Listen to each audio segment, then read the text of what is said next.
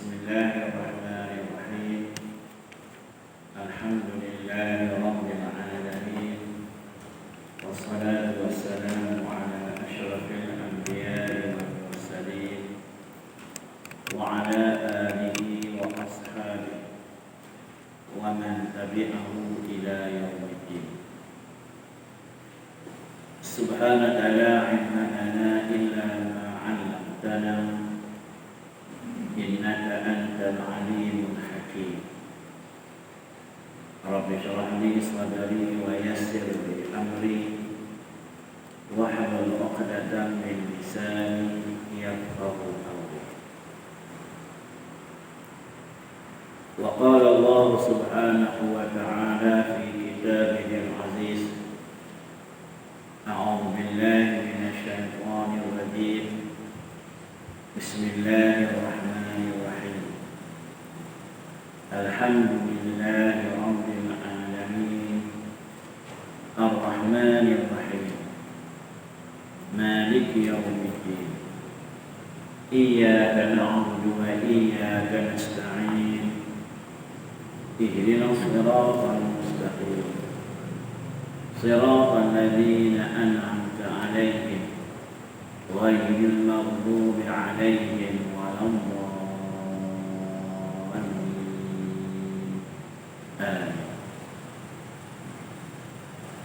Wa qala Allah ta'ala a'udzu billahi minasy syaithanir rajim. Bismillahirrahmanirrahim. Qul huwallahu ahad. Allahus samad. Lam yalid wa lam yulad wa lam yakul lahu kufuwan ahad. Shadaqallahul azim. Insyaallah pada malam ini kita akan sambung pengajian kitab Al-Hikam Ibnu Athaillah Sakandari. Kita sampai pada muka surat 60. Muka surat 60, dua baris daripada atas. Muka surat 60, dua baris daripada atas. Yaitu kita masuk pada syarah kata hikmah yang ke-87. Wa qala al-musannif rahimahullahu ta'ala at-tayyul haqiqi an tuqwa masafatud dunya anka hatta tara al-akhirah aqraba ilaika minka. Itu kata hikmah yang ke-87. Jadi insyaallah pada malam ini kita akan syarah kata hikmah yang ke-87 ini. Kata musannif rahimahullahu ta'ala, bermula lipat pengantaran dunia itu hanya sahaja ditasawurkan. Tasawur itu hanya sahaja ditasawur. Dia bukan sin, dia huruf sad dalam bahasa Arab lah. Tapi mungkin di Melayu kan dia tulis dengan huruf sin. Dan hanya sahaja ditasawur. Sepatutnya dia bukan huruf sin lah, dia huruf sad, tasawur. Nah, ditasawur daripada hamba itu jikalau bercahaya nurul yaqin dalam hatinya, maka pada ketika itu nafilah dunia dalam nazarnya dan terlipatlah dalam i'tibarnya, dan dilihatnya akhirat hadir kepadanya, maujud kepadanya, dalam dilihatnya terlebih hampir kepadanya daripada dirinya, kerana zatnya fana terlebih dengan i'tibar ini. Kata musannif rahimahullahu ta'ala, bermula lipat. Apa makna lipat? Iaitu nak menerangkan mengenai jarak, nak menerangkan mengenai kita katakan beza jauhnya kita dengan sahabat dari sudut keimanan, seperti langit dan bumi. Itu dipanggil jarak. Kalau dalam kitab Qur'an disebut dengan perkataan lipat.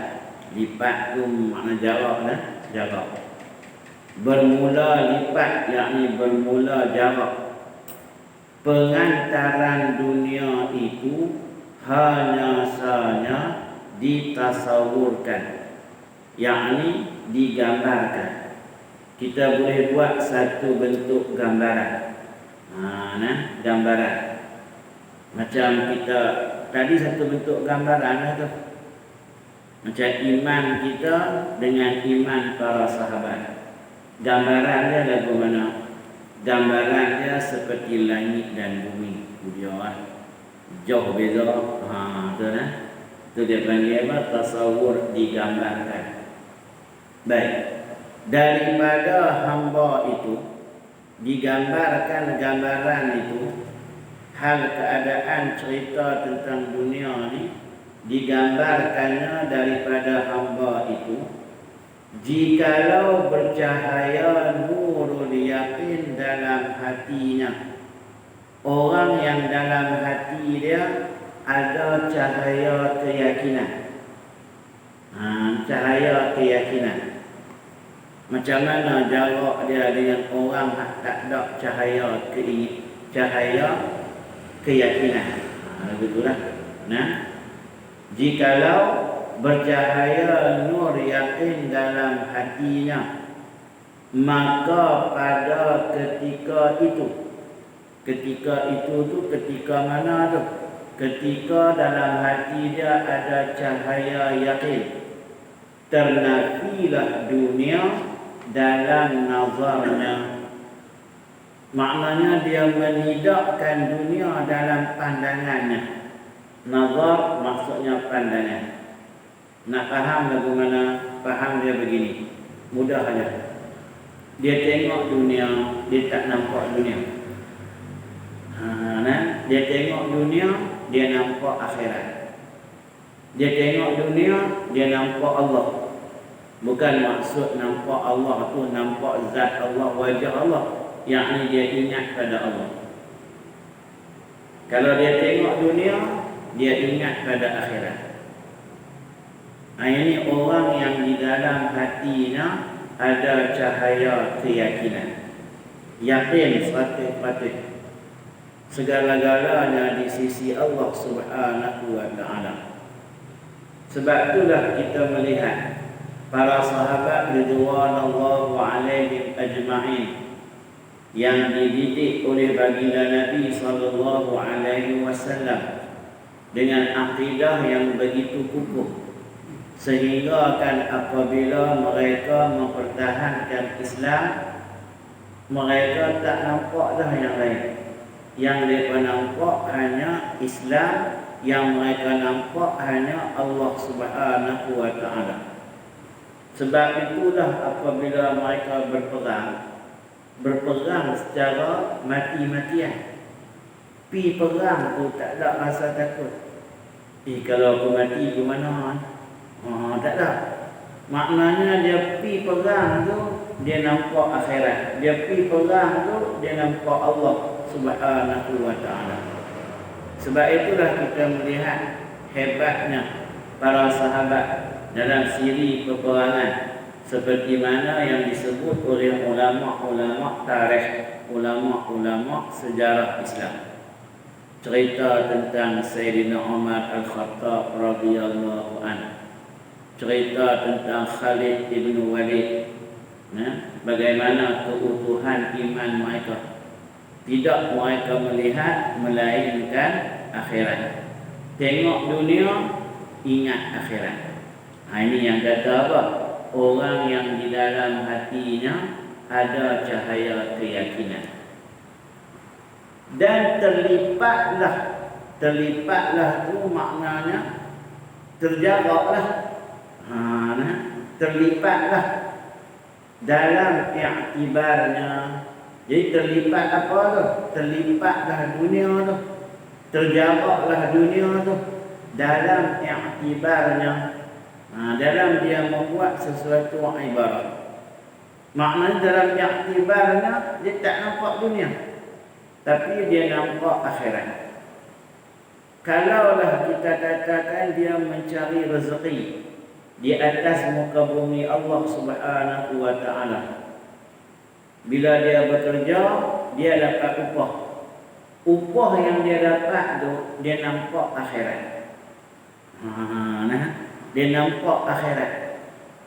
Upah ni aku nak sedekah dekat fakir miskin. Harta aku ni aku nak wakaf dekat apa? Dekat fakir miskin, dekat anak-anak yatim dan sebagainya.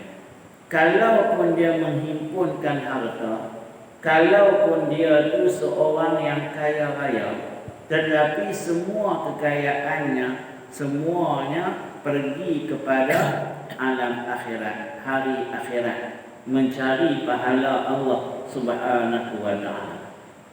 Dia purun buat kerja bukan untuk kemegahan dunia. Dia purun buat kerja bukan untuk dimuliakan oleh makhluk atau manusia, tapi dia cari harta supaya dengan harta itu dia dapat mendekatkan diri dengan Allah Subhanahu wa taala. Jadi kita lihat balik tentang diri kita. Kita kalau tengok dunia nampak apa? Lagu tu aja.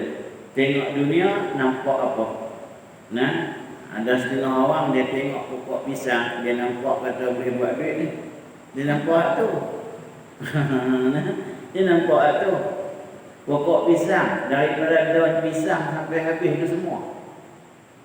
Dan daun pisang pun kalau kata pergi jual dekat orang yang ada buat nasi lemak daun pisang tu, saya tak tahulah kilo balik dia ambil. Kiranya boleh buat duit ke tu. Daun pisang ni. Bila mai pula buah pisang pula, pisang boleh buat macam-macam. Buat gulai boleh, buat goreng boleh, yang boleh, yang ni boleh. Sampai dalam pokok pisang tu orang panggil apa? Rai pisang. Tapi rai pisang ni dia tengok jenis pisang tak? Kalau jenis pisang tak apa nak clear tu, tak apa nak sedap elok. Rai pisang pun dia jual dekat kanak ayunan. Maknanya dia tengok pokok pisang, dia nampak ni boleh buat duit ni. Maknanya kita tengok dunia, nampak dunia. Senang amat tu. Kita tengok dunia, nampak dunia. Jadi kita tengok balik diri kita. Adakah bila kita tengok dunia, kita nampak dunia?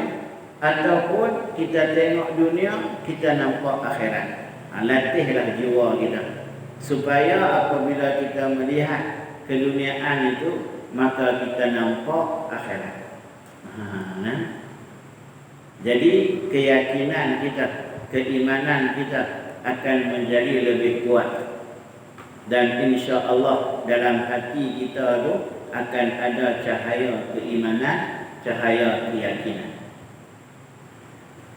Dan dilihatnya akhirat hadir kepadanya.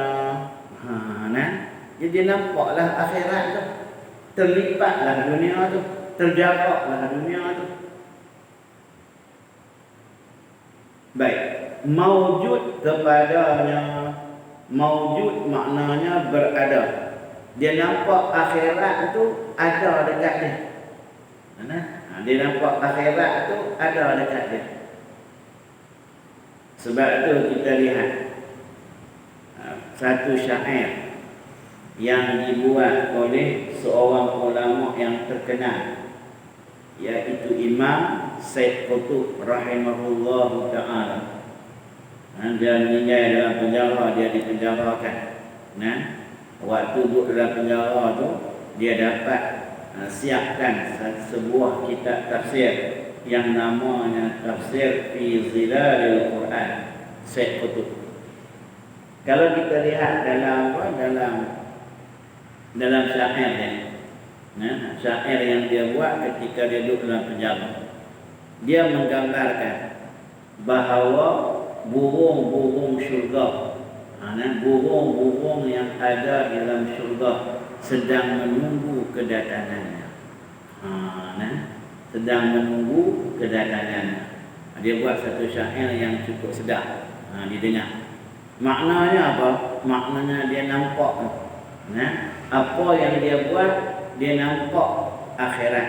Dia nampak apa yang dijanjikan oleh Allah Subhanahu wa taala. Baik. Dilihatnya tu yakni akhirat lah.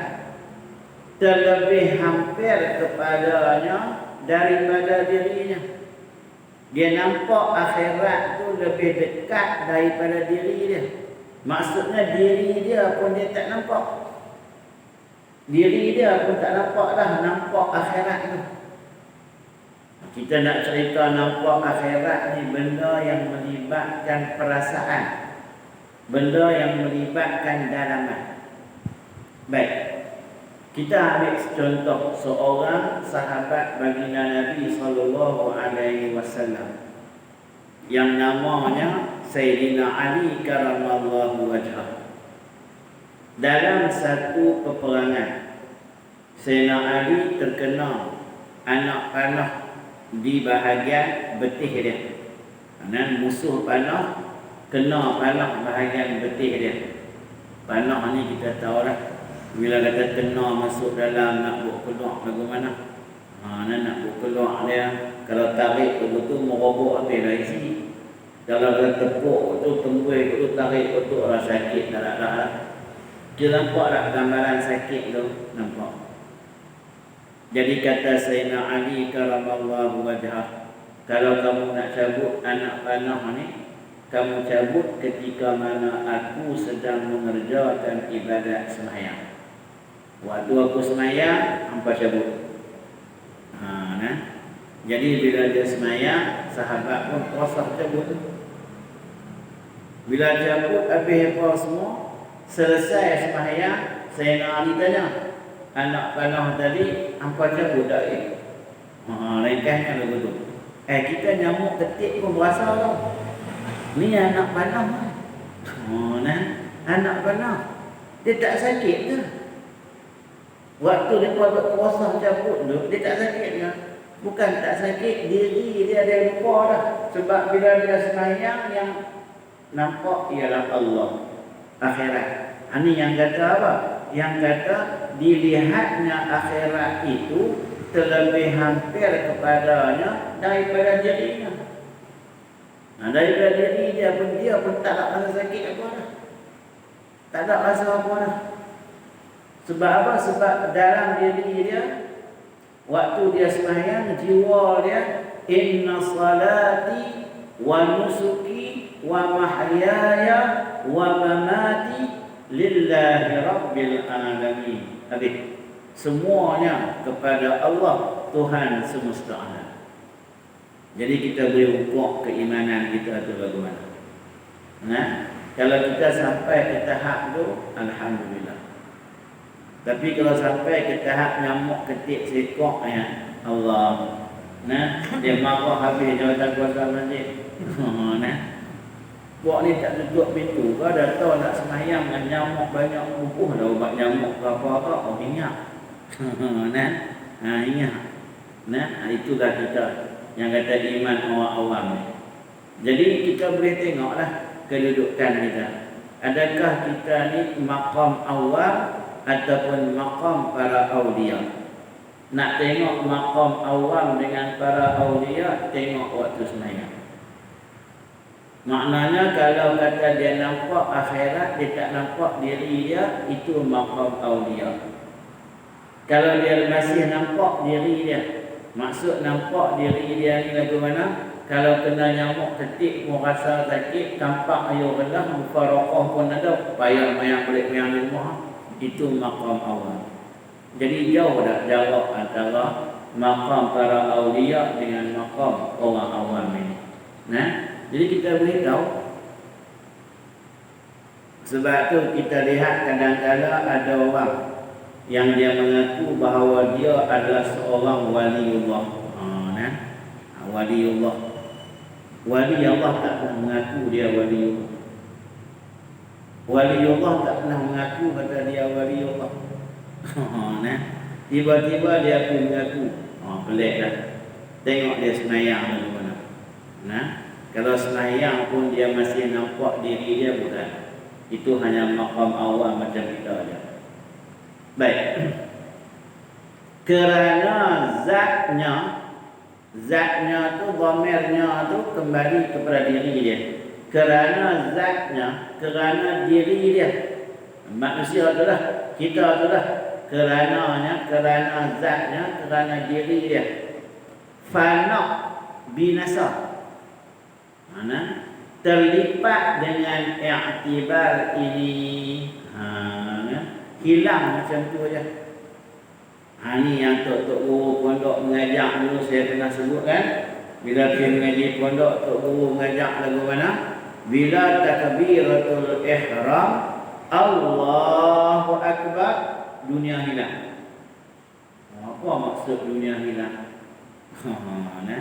Waktu kalau takbiratul ihram tu jangan duduk ingatlah dengan dunia. Jangan duduk ambil heranlah dengan dunia. Itu yang kita nak latih dalam diri kita tu. Sebab itulah Imam Ghazali rahimahullah ta'ala meletakkan beberapa kaifiat bagaimana cara untuk kita nak khusyuk dalam sembahyang, untuk kita bila sembahyang semata-mata dengan Allah, tidak yang lainnya. Banyaklah kita boleh rujuk dalam kitab Ihya Ulumuddin karangan Imam Ghazali rahimahullah ta'ala.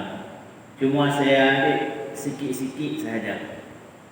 Antaranya kata Imam Ghazali rahimahullah ta'ala, waktu sembahyang tu, waktu kita sembahyang, bagi orang awam macam kita lah, senang nampak orang awam ni, kata orang awam ni, kita buat ibadat ni. Sembahyang di tempat yang kita tu terhindar daripada mendengar sebarang bentuk bunyi. Kalau boleh waktu tu habaq dekat anak, waktu sembahyang radio tak mau pasang, TV tak mau pasang, habaq dekat orang perempuan, telur pun jangan tak pergi goreng. Jangan tak pergi masak. Waktu aku sembahyang, masak pun tak mau, radio pun tak mau, TV pun tak mau. Sebab kita orang awam ni, bila kata tengah sembahyang,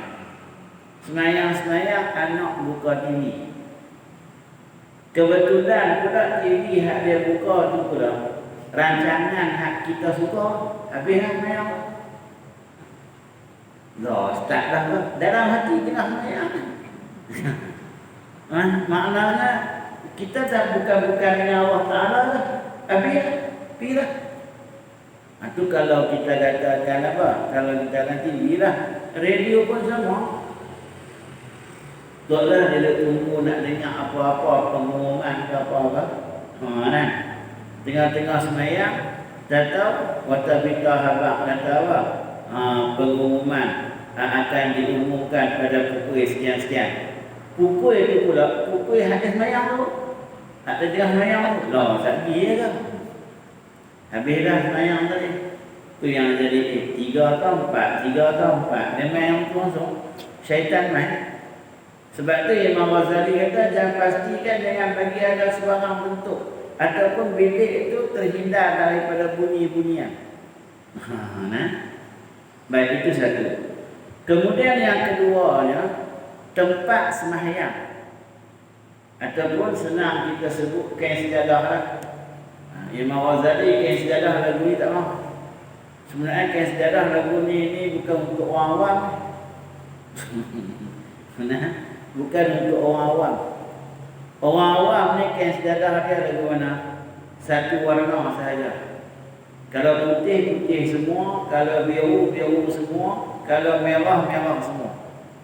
Sebab tu ingat dah orang tua dulu, law pun mungkin ada. Tapi di Masjid Al-Rayyan Bukit Tembagah ni saya tak tahu lah. Kalau kata hari Jumaat, mereka akan pasang apa? Kain putih kan?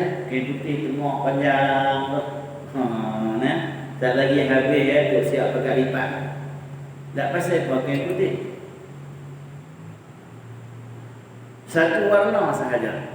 Sebab kain ni, kalau kain sejadah ni, bila kita sembahyang, disunatkan kepada kita melihat tempat sujud.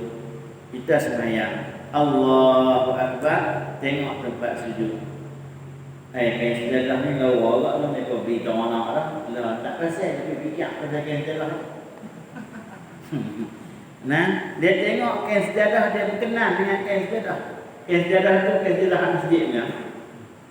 Tapi kalau satu warna, tak ada fikiran kita, tak ada nak tangkap, tak ada nak suka, tak ada nak apa. Nah.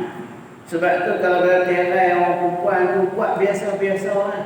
Tak payahlah duk pergi buat hak elok-elok sangat, ganggu sebenarnya. Orang perempuan pula bila kata semayang, ada jidat pula, ada pula kita katakan apa dia ni jidat. Nah. Jadi bila tengok kain tirai, dia pergi kat mana kain tirai ni, elok juga lah kalau buah di rumah. Dia fikir di rumah dia kena semayang.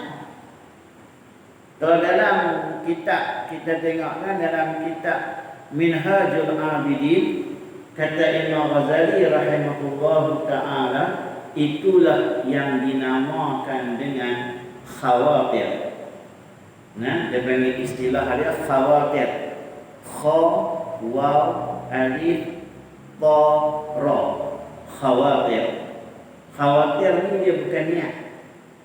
Khawatir ni tengah semayang dia main, dan dalam hati kita dia main macam-macam.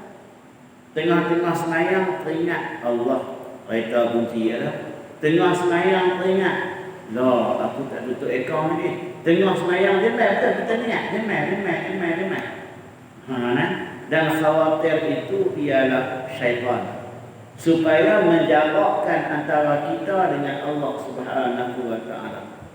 Jadi macam mana tak mau bagi jarak antara kita dengan Allah ini?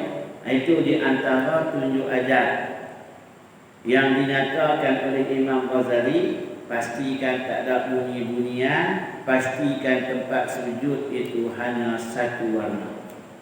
Sebab tu kadang-kadang ada setengah orang, saya tak tahulah sama ada dia bawa kain kita katakan rida dia tu dengan ilmu ataupun hanya semata-mata tiru, wallahu a'lam.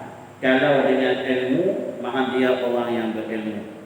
Kadang-kadang kita tengok ada orang bawa kain putih ataupun rida, dia bubuhkan dekat bau dia.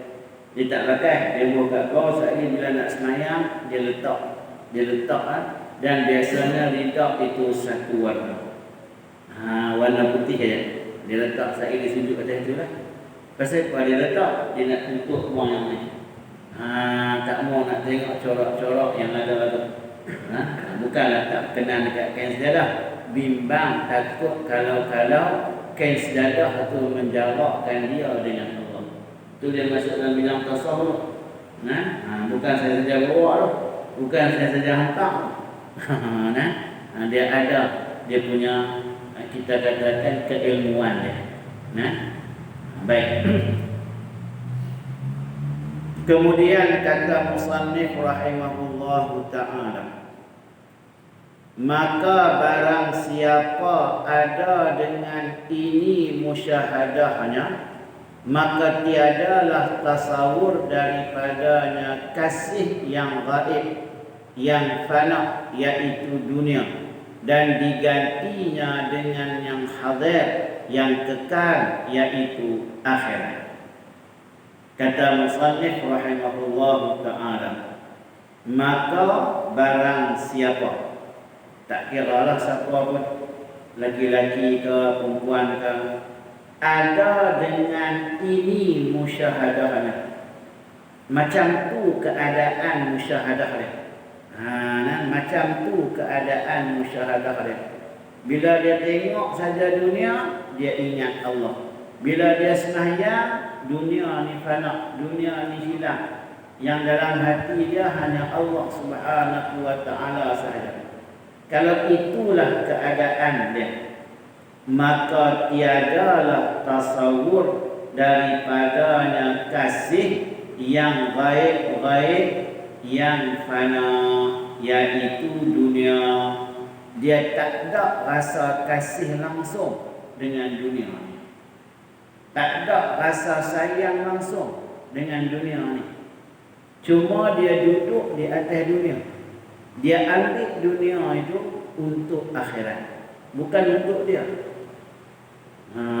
Bukan untuk dia. Lebih kurang macam kita tengok dah. Kita tengok diri kita sendirilah. Ataupun ibu bapa kita, orang tua kita. Dia tanam pokok durian. Dia tanam pokok durian belakang rumah. Dia umur 85 dah. Ni yang tanam pokok durian buat apa? Bukan dan makan. Buat tak dan makan dah pun. Dah umur muka 90 dah. Baru ambil pokok durian. Dah aku tanam bukan untuk aku, anak cucu aku. Dia kira anak cucu dia, bukan untuk dia. Tapi dia ambil tak tu? Dia ambil. Maknanya ambil dunia ini untuk akhirat, bukan untuk aku. Tapi dah kita hidup atas dunia, kita berhajat kepada dunia. Jadi dunia ini adalah wasitah, maknanya perantaraan untuk menuju ke akhirat. Dan dunia ini adalah jambatan untuk menuju akhirat. Kita nak menyeberang pergi ke sebelah sana, kena ada jambatan. Itu saja.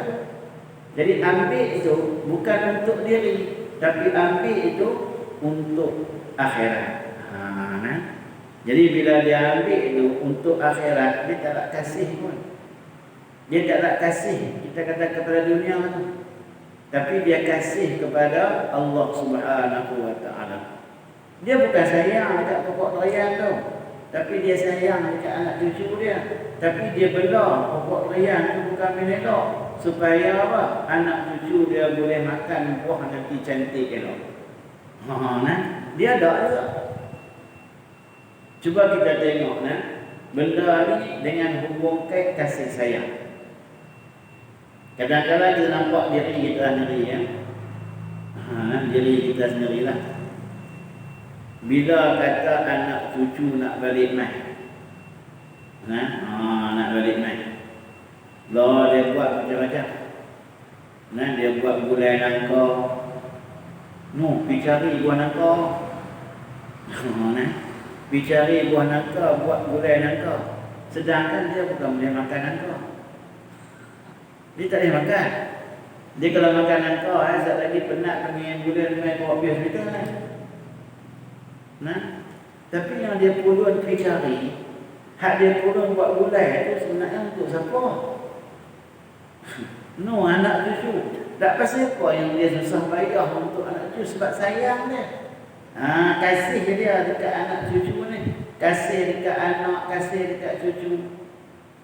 Dah mak buat apa mak banyak-banyak tu. Mak makan ke? Tak, dia tak makan. Dia tak makan pun. Cuba kita tengok orang kita lah. Kalau cucu nak balik main, buat macam-macam. Tak yang buat ni makan ke? Tak, semua nak bagi kat cucu, nak bagi dekat anak cucu dia ada. Dia makan nasi buah ikan macam tu dah. Jadi kalau kita boleh ambil gambaran tu lah. Nak masuk yang tiba gambaran tu, gambaran kasih sayang. Gambaran. Baru kita nampak. Bila kita ambil gambaran tu, kita ni dunia dengan akhirat. Dunia dengan Allah Subhanahu wa taala. Macam mana kita lihat seorang ayah dulu ada satu kes. Ada satu kejadian lah.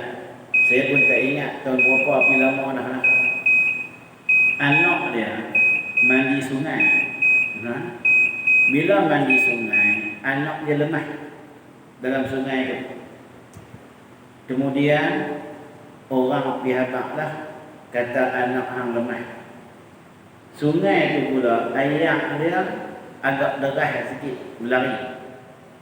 Dengar-dengar kata anak lemah ni, dia terjun terus. Ayah derah ni, dia terjun, dia julang anak naik atas, dia doa. Dia dapatlah tangkap anak tu. Anak dia ni kan.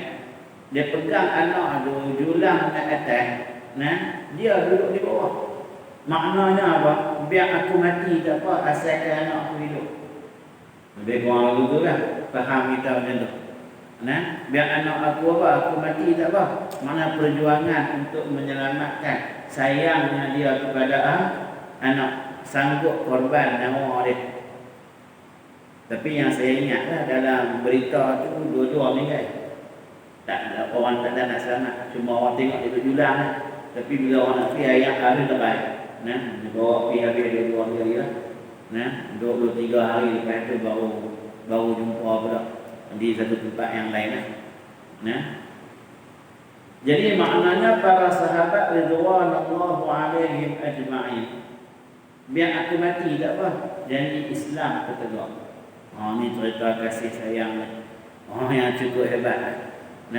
Baik. Jadi kita ni iman awal, sekurang-kurangnya bagi ada sayang pada Allah, bagi ada kasih pada akhirat. Kalau tak sampai ke tahap tu pun, bagilah ada sama. Jangan sampai tak ada gambaran langsung. Tak ada gambaran langsung. Kalau orang tanya kita kasihkan Rasul tak mana? Tak nak baca berani je kan? Macam mana yang hang kata hang sayang dekat Nabi ni? Bagi ada juga. Bagi ada juga. Aku ni bila sebut kata amalan tu amalan Nabi, orang habaq kata sunnah Nabi. Walaupun aku ni tengok sunnah Nabi tapi aku nak buat tak boleh. Tapi aku marah kalau orang duk hina sunnah Nabi ni. Tapi aku nak buat, aku tak boleh buat. Dia pun tak buat pun. Tapi kalau orang hina sunnah Nabi tu, dia mai sendiri ya dalam hati dia rasa marah tu. Maknanya ada sikit, ada lah makna tanda sayang kepada baginda Nabi SAW. Bagi ada lagu tu pun tak pada. Baiklah. Dan gantinya dengan yang hadir yang kekal, iaitu akhirat. Bagi yang hadir itu akhirat, bukan dunia. Jadi kesimpulannya mudah saja. Ibnu Athaillah nak ajak kita, bila tengok apa sahaja yang ada atas dunia ni, ingatlah pada Allah Subhanahu wa ta'ala. Baik, sekarang ni kita dengan pandemik COVID-19, nampak COVID-19 ni, ingat apa? Ingatlah betapa hebatnya kuasa Allah Subhanahu wa ta'ala. Dia begitu. Ni kuasa Allah. Ni ustaz kita pakai hidup dengan COVID dan dia COVID ni memang tak ada ubat nasai. Ubat ada. Ubat ada, setiap penyakit ada ubatnya kecuali mati. Ada ubat dia. Ubat dia apa dia? Minta doa pada Allah Ta'ala. Allah Ta'ala, fa'ila maridtu, apabila aku sakit.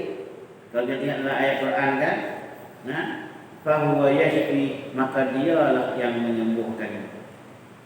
Jadi kita dekatkan dengan Allah Subhanahu wa ta'ala. Bila kita tengok sesuatu yang ta'ajub, maka lihatlah betapa hebatnya kuasa Allah Subhanahu wa ta'ala. Kita tengok sesuatu yang kita merasakan seolah-olah seperti tak masuk akal. Tak masuk akal kita kata. Seorang dia pulun sungguh-sungguh mengaji tapi tak lebih puasa. Budak ni baca buku pun tak, tapi lebih puasa. Nampak apa? Itulah kehendak Allah Subhanahu wa ta'ala. Tengok ya, nampak kuasa Allah, nampak kehendak Allah, nampak ilmu Allah. Yang kita dah mengaji dalam sifat 20 tu. Nampak kewujudan Allah Subhanahu wa ta'ala. Sebab tok guru kita duk mengajaklah, buah awal lagi duk ajaklah. Apa tanda adanya Allah? Tanda adanya Allah adanya baharu alam ini. Itulah kitab tauhid kan. Tanda adanya Allah adanya baharu alam ini. Apa maksud dia? Maknanya alam ni, maknanya dunia ni menjadi dalil pada wujudnya Allah. Alam dan dunia ini juga menjadi dalil menunjukkan kuasa Allah. Alam dan dunia ini juga menjadi dalil nak menunjukkan kehendak Allah. Jadi apa sahaja yang berlaku di atas alam ni, kita lihatlah kuasa Allah, kehendak Allah, ilmu Allah. Dia betul. Maka barulah kita nampak betapa berhajatnya kita kepada Allah Subhanahu wa taala. Barulah dalam diri itu ada rasa nak mendekatkan diri kepada Allah. Baik, insya-Allah nanti kita akan sambung kata musannif rahimahullahu taala, dan kerana demikian itu adalah asal raghib pada dunia itu dan melihatkan dia atas akhirat itu tanda adhaful yaqin. Ini keyakinan yang paling lemah. Kalau dia tengok dunia, nampak dunia. Baik, jadi saya rasa cukup sampai di situ dulu untuk malam ni, dan kita tangguhkan majlis ilmu kita dengan tasbih kafarah dan suratul Asr. Subhanakallahumma wa bihamdika asyhadu an la ilaha illa anta astaghfiruka wa atubu ilaik. Subhanakallahumma wa bihamdika asyhadu an la ilaha illa anta astaghfiruka wa atubu ilaik. Subhanakallahumma wa bihamdika asyhadu an la ilaha illa anta astaghfiruka wa atubu ilaik. Bismillahirrahmanirrahim. Wal 'ashr innal insana lafi khusr إلا الذين آمنوا وعملوا الصالحات وتواصوا بالحق وتواصوا بالصبر. بسم الله الرحمن الرحيم. الحمد لله رب العالمين حمدا يرضي عنه ويكافئ مزيدا. يا ربنا لك الحمد كما ينبغي لجلال وجهك وعظيم سلطانك. اللهم طهر قلوبنا من النفاق وأعمالنا من الرياء وأعيننا من الخيانة، إنك تعلم خائنة الأعين وما تخفي الصدور. اللهم إنك عفو كريم تحب العفو فاعف عنا وعن والدينا وعن جميع المسلمين والمسلمات والمؤمنين والمؤمنات برحمتك يا أرحم الراحمين. ربنا ظلمنا أنفسنا وإن لم تغفر لنا وترحمنا لنكونن من الخاسرين. بسم الله الذي لا يضر مع اسمه شيء في الأرض ولا في السماء وهو السميع العليم. نعوذ بكلمات الله التامات من شر ما خلق. نعوذ بك من البرص والجنون والجذام ومن سيء الأسقام. اللهم اصرف عنا هذا البلاء والوباء والأمراض وسوء الأسقام. وصلى الله على سيدنا محمد وعلى آله وصحبه أجمعين والحمد لله رب العالمين. تقبل الله منكم.